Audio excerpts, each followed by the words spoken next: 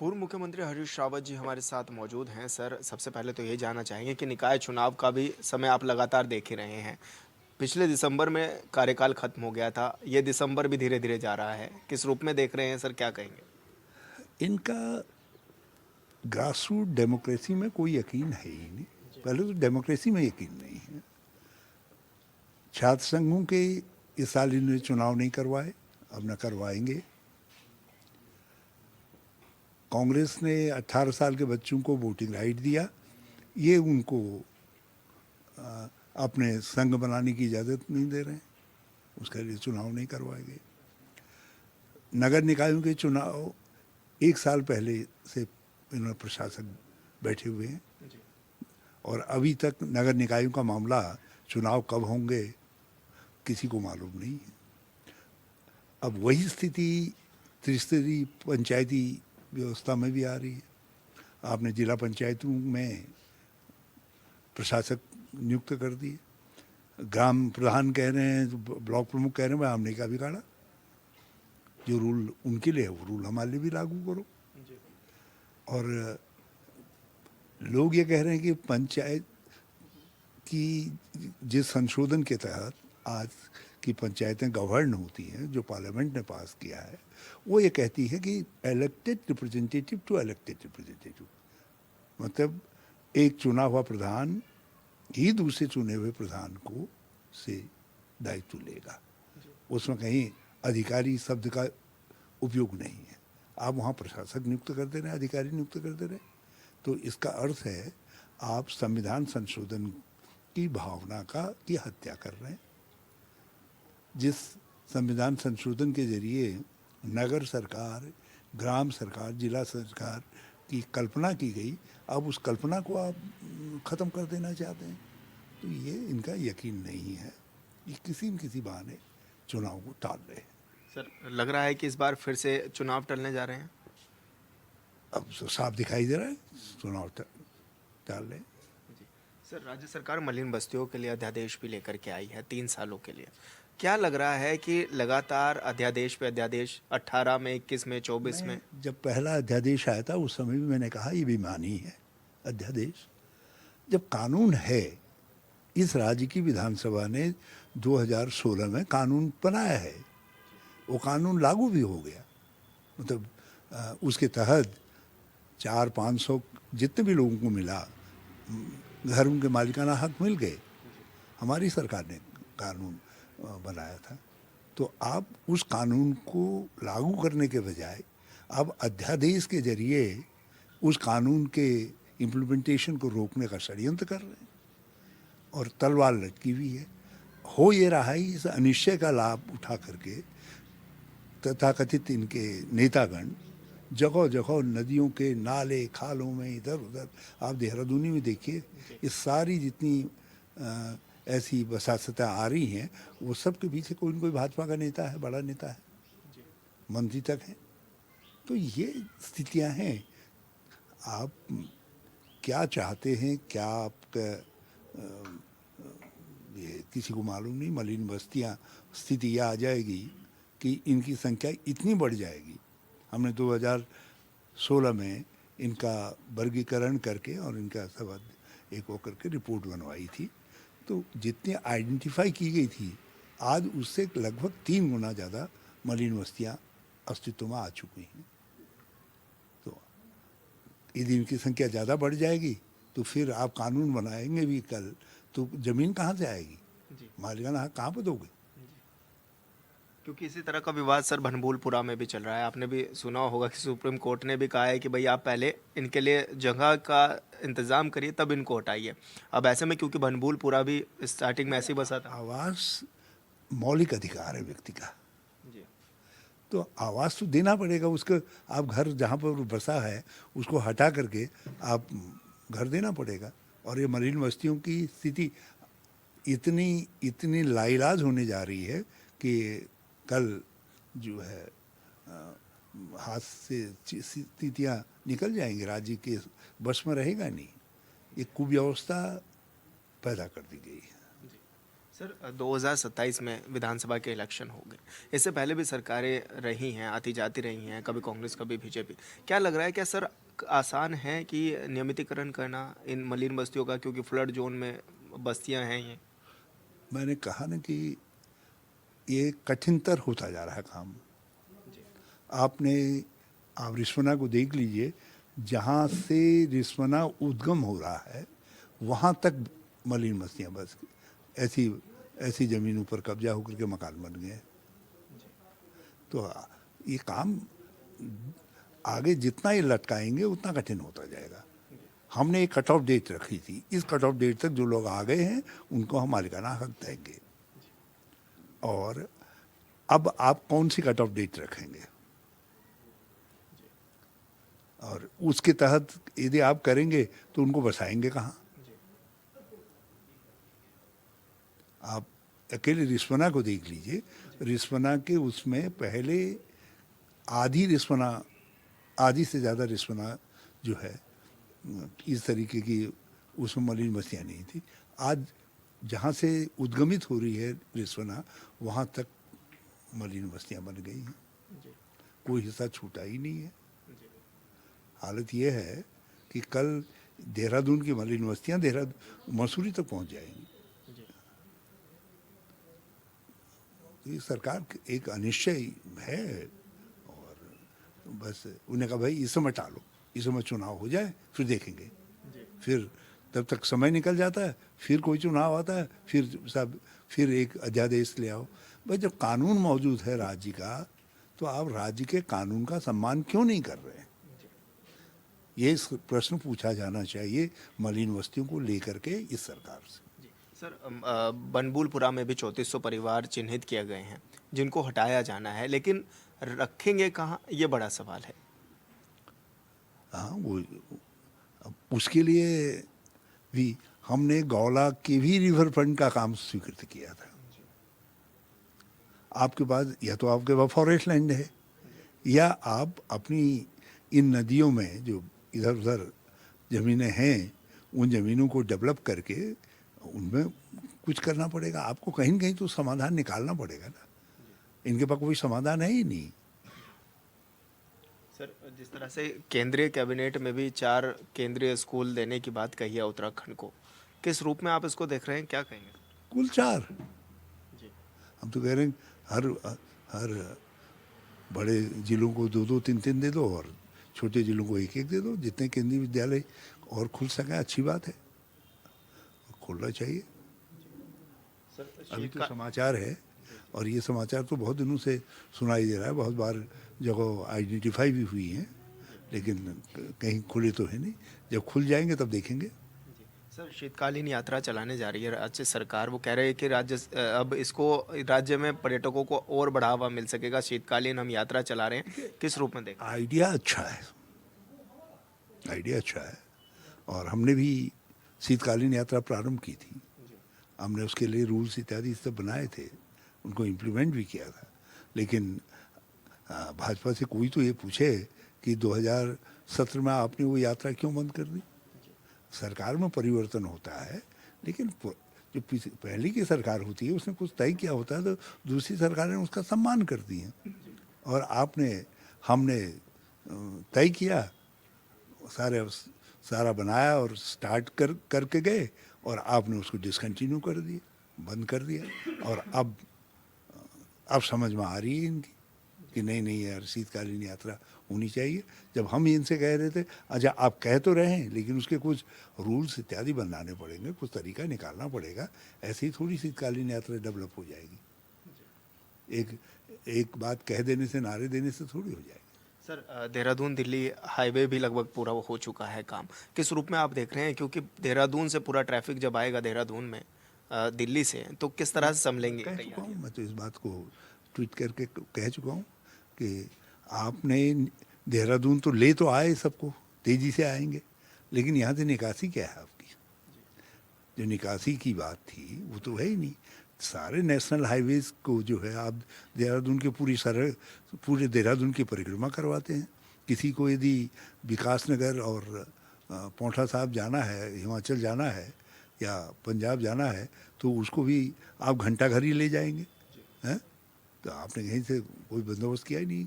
हमने ये शुरू किया था, इसीलिए हमने रानी पोखरी से नरेंद्र नगर के लिए रास्ता निकाला। हमने कहा भाई यहाँ से जो लोग जाते हैं उनको देहरादून आने की ज़रूरत नहीं है।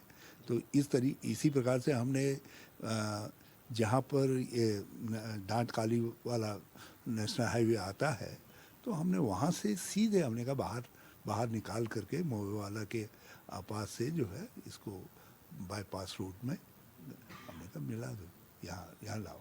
जिसको उधर को जाना है तो वो देहरादून शहर में क्यों आए, वो क्यों आए देहरादून शहर में, लेकिन ये ला रहे हैं सबको देहरादून शहर में। धन्यवाद सर। हॉर्नबिल टीवी से बातचीत करने के लिए हम पूर्व मुख्यमंत्री हरीश रावत जी हमारे साथ थे, जो कि राज्य के तमाम विषयों पर हमारे साथ बातचीत कर रहे थे। हॉर्नबिल टीवी के लिए देहरादून से विशाल गर्ग। भाजपा विधायक भोपाल राम टमटा जी हमारे साथ मौजूद हैं। सर, सबसे पहले तो मैं यही जानना चाहूँगा कि निकाय चुनाव को लेकर लगातार सरगर्मियाँ तेज हैं, किस रूप में आप देख भी रहे हैं और क्या कहेंगे कि निकाय चुनाव के लिए बीजेपी कितना तैयार है? क्योंकि हाल फिलहाल में हमने देखा कि केदारनाथ में भी उपचुनाव हुए, उससे पहले लोकसभा भी हुए, उससे पहले अलग अलग जगह पर उपचुनाव हुए, लेकिन अब निकाय चुनाव होंगे और कितना तैयार है इसके लिए सर बीजेपी? निश्चित रूप से भारतीय जनता पार्टी का कार्यकर्ता हो, चाहे पदाधिकारी हो और चाहे सरकार हो, चाहे संगठन हो, हर समय एक्टिव मोड में रहती है चुनावों की दृष्टि से। चाहे वो लोकसभा के चुनाव का हो, चाहे उपचुनाव का मामला हो और चाहे हमारे निकाय के चुनाव हो, सारी तैयारियां संगठन स्तर पर हमारी चल रही है और सब एक प्रकार से मैं कहूँगा कि हम बिल्कुल रेडी मोड में हैं। प्रभारी नियुक्त कर दिए गए हैं, किस रूप में उनको देखा भी जा रहा है और क्या मान रहे हैं आप, क्या प्रभारी ही तय करेंगे कि प्रत्याशी कौन होगा, कौन चुनाव लड़ेगा? क्या समीकरण बनाने में जुटेंगे अब? निश्चित रूप से संगठन की एक प्रक्रिया होती है और उस प्रक्रिया के तहत जिनको भी ये जिम्मेदारी दी जाती है, रायशुमारी से लेकर के और प्रत्याशी के चयन में बहुत सारे चीज़ें देखनी पड़ती है। और निश्चित रूप से चूँकि भाजपा का संगठन अपने आप में एक सुदृढ़ संगठन है और यहाँ पर संगठन की रीति नीति से सारे जितने भी हमारे प्रत्याशी भी होंगे वो भी इससे वाकिफ रहते हैं, तो इसमें किसी प्रकार की कोई ऐसी दिक्कत नहीं आएगी। जी, चुनाव के समय में कई तरह की अहम भूमिका में आप रहते हैं, चाहे वो संगठन की हो या फिर क्षेत्रों में विकास कार्यों को बढ़ाने की। किस रूप में आप देखते भी हैं उसको, और क्योंकि पार्टी की तरफ से लगातार जिम्मेदारियां भी मिलती हैं, उनका निर्वहन भी आप करते हैं? निश्चित रूप से जहाँ हम जनप्रतिनिधि होने के नाते, अपने क्षेत्र के विधायक होने के नाते हमारी एक जिम्मेदारी होती है क्षेत्र के विकास के कामों में, वहाँ की समस्याओं के समाधान में। वहीं संगठन की दृष्टि से एक कार्यकर्ता के रूप में हमें अपने उस भूमिका का भी निर्वहन करना पड़ता है और संगठन जिस प्रकार की अपेक्षाएं एक कार्यकर्ता के रूप में हमसे महसूस करती है उसको हम निभाते हैं। और विकास कार्यों की जहाँ तक बात है तो निश्चित रूप से प्रत्येक विधायक का अपने विधानसभा के प्रति एक जवाबदेही होती है और उस जवाबदेही को निभाते हुए अपने क्षेत्र में किस प्रकार से कार्यों को आगे बढ़ाना है। मैं तो अपने को सौभाग्यशाली समझता हूँ कि कहीं न कहीं हमको उस कालखंड में मौका मिला है जिसमें आज हमारे देश का नेतृत्व हमारे यशस्वी प्रधानमंत्री मोदी जी कर रहे हैं और वहीं उत्तराखंड का नेतृत्व हमारे युवा ऊर्जावान मुख्यमंत्री पुष्कर सिंह धामी जी कर रहे हैं। बहुत सारी ऐसी योजनाएं हैं जिसका मुझे बड़ा सुकून मिलता है, बड़ा वो मिलता है जब भी मैं अपने क्षेत्र की योजनाओं के विषय में, अपने क्षेत्र के विकास कार्यों के संबंध में माननीय मुख्यमंत्री से मिलता हूँ, माननीय मंत्रीगणों से मिलता हूँ। हमें बहुत अच्छा आश्वासन मिलता है, बहुत अच्छे हमारे काम हो रहे हैं क्षेत्र में। मैं ये समझता हूँ कि इन 2.5-3 साल, पौने 3 सालों के कार्यकाल में जहाँ हमारे 14 पुलों की स्वीकृति हुई है जो आपदा के टाइम पर बह गए थे, वहीं सड़कों की हमारे प्रथम चरण की स्वीकृतियाँ हुई हैं। वन टाइम मेंटेनेंस में हमारी 25 करोड़ की हमारी 12 सड़कों पर हमारा डामरीकरण और पैच वर्क का काम हुआ है। कुछ नई सड़कों पर कटिंग का कार्य हुआ है और 6 सड़कों पर हमारा डामरीकरण का कार्य हुआ है। और निश्चित रूप से मैं ये कह सकता हूँ कि मैं अब तक के अपने कार्यकाल से जितना भी मैं माननीय मुख्यमंत्री जी के पास गया हूँ, मैं काफ़ी खुश हूँ कि उनका हमेशा मेरे विधानसभा क्षेत्र थराली पर उनका आशीर्वाद बना रहता है। लोकप्रिय नेताओं में आपकी गिनती होती है, कैसे जनता को अपना बना लेते हैं, कैसे उनके काम को गति देते हैं? क्या माने इस लोकप्रियता का कारण क्या है, राज क्या है? नहीं, लोकप्रियता की जहाँ तक बात है, मैंने अपने सामाजिक जीवन में और अब तक का जो मेरा जीवन का सफ़र रहा है मैंने कभी आज तक ये महसूस नहीं किया कि मैं विधायक हूँ। जैसे मैं आज से पहले था, और मैं समझता हूँ कि आने वाले समय में, आज तो विधायक हूँ, लेकिन जैसा मैं कल तक था ऐसे आज भी रहूँ, और ऐसे मैं आने वाले कल को भी रहूँ। तो ये मेरा अपना एक जीवन का वो रहा है।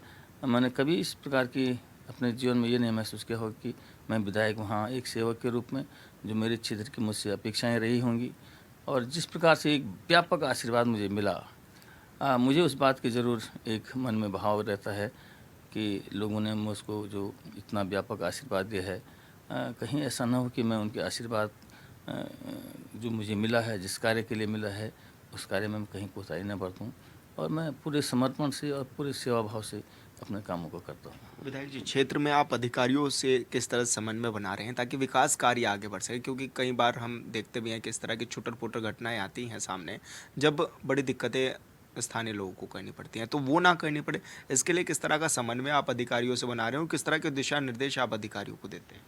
निश्चित रूप से चूँकि मैं विभाग में रहा हूँ, और मैं जानता हूँ कि विभागीय स्तर पर उनकी भी अपनी कुछ समस्याएं होती हैं, और हम किस प्रकार आपस में एक सामंजस्य बना करके आगे बढ़ें, मेरा प्रयास रहता है। चाहे वो हमारी कार्यदायी संस्था हो, चाहे हमारे अन्य विभाग हों, तो कहीं न कहीं मुझे आज तक अ, विभाग से लेकर के और शासन तक कभी मैंने इस प्रकार की दिक्कत महसूस नहीं की होगी, और कहीं मुझे इस प्रकार का गतिरोध देखने को नहीं मिला है। कुछ कारणों में कभी-कभार ऐसा होता भी है, तो उसको हम आपस में मिल बैठ करके उसका समाधान निकालने का प्रयास करते हैं। दूसरे की मजबूरी, दूसरे की परेशानी को अगर हम अपने मानस में रखेंगे, उसका समाधान का प्रयास करेंगे, तो निश्चित रूप से एक अच्छा वातावरण कार्यों का बनता है। विधायक जी, पलायन एक बड़ी समस्या भी है उत्तराखंड के लिहाज से। आप लोग किस तरह का प्रयास कर रहे हैं कि जो क्षेत्र के युवा हैं, उनको क्षेत्र में रोज़गार मिल सके? सबसे बड़ी बात ये है कि पर्यटन क्षेत्र है हमारा, तो उत्तराखंड में पर्यटन को किस तरह से बढ़ावा दे रहे हैं? किस तरह से यहाँ के युवाओं को रोज़गार की आप लोग बात कर रहे हैं?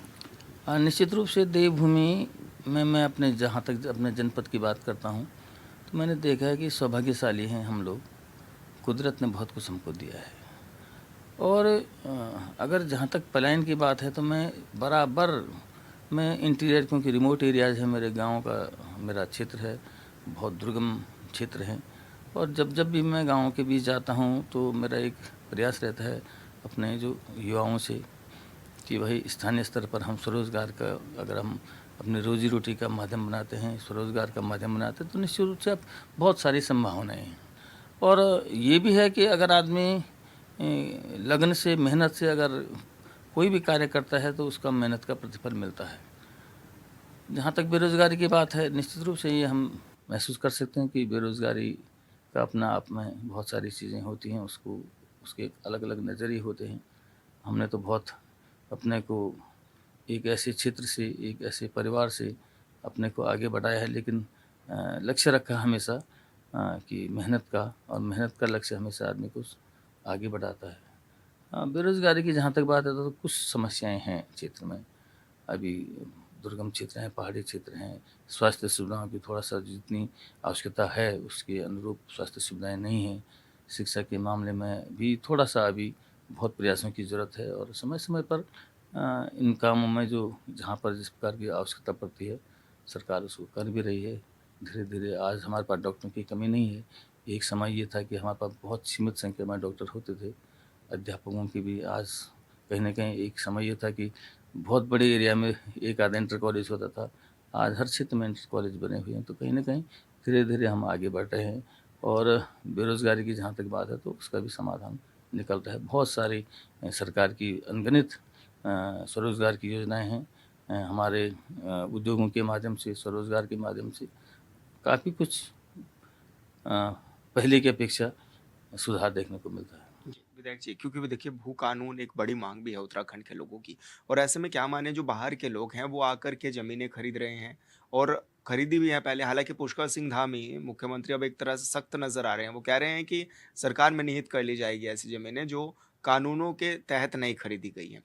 किस रूप में आप इसको देख भी रहे हैं और कितना सख्त भू कानून की ज़रूरत भी है उत्तराखंड में? निश्चित रूप से ये आने वाले समय के लिए, और हमारे जो त्वरित निर्णय क्षमता जिनके अंदर है, ऐसे हमारे मुख्यमंत्री जी हैं, और उन्होंने इस विषय पर जब सोचना शुरू किया है तो निश्चित रूप से इसके बहुत बेहतर परिणाम हम सबको देखने को मिलेंगे। स्थानीय स्तर पर जैसे हम गाँव की बात करते हैं, ये ज़्यादा क्षेत्र हमारा देहरादून का, तराई का क्षेत्र है, हल्द्वानी का, ऊधम सिंह नगर का, हरिद्वार का, इन एरियाओं में है इस प्रकार की, तो उसके समाधान के लिए निश्चित रूप से प्रयास किए जा रहे हैं। अभी माननीय मुख्यमंत्री जी ने भराड़ीसैंण में इसका एक वो कार्यक्रम भी बैठक रखी थी और बहुत सारी चीज़ें हैं, और मैं समझता हूँ कि आने वाले समय में बहुत बेहतर सभी लोगों की भावनाओं को, सब लोगों की विचारों को समावेश करते हुए एक अच्छा भू कानून देखने को मिलेगा। अच्छा विधायक जी, मेरा एक सवाल एक ये भी है कि जिस तरह से मुख्य विपक्षी पार्टी है कांग्रेस, लगातार आपके सामने खड़े आते हैं, लेकिन कई जगह पर उनको हार का सामना करना पड़ता है। तो उसको ओवरऑल आप किस तरह से देख रहे हैं? क्योंकि मुख्य विपक्षी पार्टी रही, उत्तराखंड में भी कई बार राज रहा है, और अब जब इलेक्शन के टाइम पर भी देखा जाता है कि जब बीजेपी और कांग्रेस होता है तो बीजेपी स्वैप कर जाती है, बहुत जल्दी से जीत जाती है। तो क्या मान रहे हैं, क्या कांग्रेस में कोई दिक्कतें आ रही हैं? क्या लगता है आप लोगों को? देखो, पहला काम तो मैंने ये देखा है कि कोई भी सरकारें हों, उसका पहला उद्देश्य ये होता है कि अपने क्षेत्र के लिए सरकारों का काम है कि अपने क्षेत्रवासियों के लिए और अपने लोगों के लिए वो कल्याणकारी योजनाओं का निर्माण करें, और नीतिगत फैसले ऐसे हों कि जिससे लोगों को ये महसूस हो कि भाई सरकार हमारे लिए है, हमारी सरकार है, हमारे लिए है। और भारतीय जनता पार्टी का मैंने जो देखा है शुरू से अभी विगत अगर आप 10-11 साल का हमारे देश के यशस्वी प्रधानमंत्री जी का आप कार्यकाल देखेंगे तो उन्होंने इस बात को जाहिर करने का जो उनका जो ध्येय था, जो उनका सेवा का जो संकल्प था, उसको उन्होंने धरातल पर उतारने का जो तमाम विभिन्न कल्याणकारी योजनाओं के माध्यम से दिया, तो लोग उस बात को अंतर्मन से महसूस करते हैं। कहते हैं ना कि सबका साथ, सबका विकास और सबका विश्वास। तो विश्वास की भावना कब बनती है? जब हम कुछ कहते हैं और उसको निभाते हैं। तो भारतीय जनता पार्टी का एक तो दृष्टिकोण ये रहा है। जहाँ तक विपक्ष की बात कर रहा हूँ, तो एक तो विज़न लेकर के नहीं चलते हो, और दूसरे में आप केवल एक प्रकार से मैं कहूँ कि इस प्रकार की राजनीति करते हो जिसको लोग एकदम एक्सपोज हो जाते हैं। तो मैं ये समझता हूँ कि कहीं न कहीं धीरे-धीरे आज पूरे देश में एक ऐसा वातावरण बन चुका है कि भारतीय जनता पार्टी जो काम करती है, काम करने के लिए तैयार रहती है, जो कहती है वो करती है, जबकि विपक्षी पार्टियां केवल भ्रम फैलाने का, मनगढ़ंत बातों को लाने का, चुनाव के टाइम पर दुष्प्रचार करने का, भ्रम फैलाने का काम करता है, और कहीं न कहीं ये उनकी कमजोरी बन चुकी है। विधायक जी, अंतिम सवाल बस मेरा ये है कि जिस तरह से मस्जिदों पर विवाद काफ़ी बढ़ा हुआ है, आप भी देख रहे होंगे, चाहे वो उत्तर प्रदेश हो, उत्तराखंड हो, और हाल ही में उत्तरकाशी में भी हम लोगों ने देखा। तो किस रूप में आप इसको देख भी रहे हैं, और जैसे देवभूमि की जो फ़िज़ा है, क्या उसको बिगाड़ने की भी कोशिश ये की जा रही है? देखो, निश्चित रूप से मैंने जो देखा है, चूँकि देवभूमि उत्तराखंड के लोग बहुत सरल हैं, सहज हैं, भाईचारे से रहने का उनका हमेशा स्वभाव रहा है, प्रवृत्ति रहा है। लेकिन अगर उसमें कुछ लोग इस प्रकार के अगर व्यवधान, इस प्रकार के कार्य करेंगे तो निश्चित रूप से अ, उससे वातावरण प्रभावित होता है।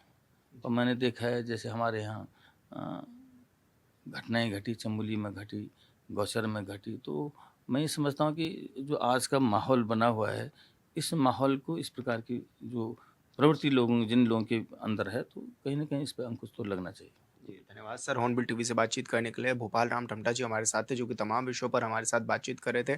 प्रदेश के मुद्दों पर भी उन्होंने अपनी राय रखी है और बताया है कि किस तरह से काम कर रहे हैं क्षेत्र के लिए, किस तरह से काम हो रहा है, युवाओं को कैसे रोजगार मिले, उसके लिए भी विधायक जी लगातार प्रयासरत रहते हैं। हॉर्नबिल टीवी के लिए देहरादून से विशाल गर्ग।